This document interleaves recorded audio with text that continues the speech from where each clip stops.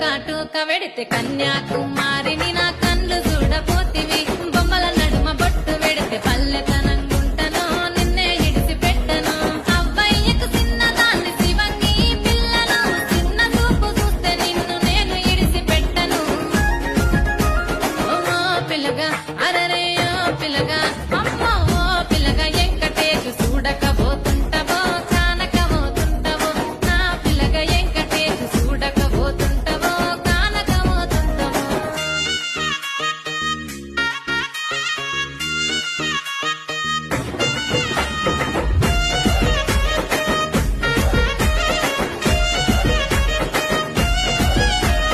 మన ఊరిలో నన్ను మించే అందమెవరికున్నదో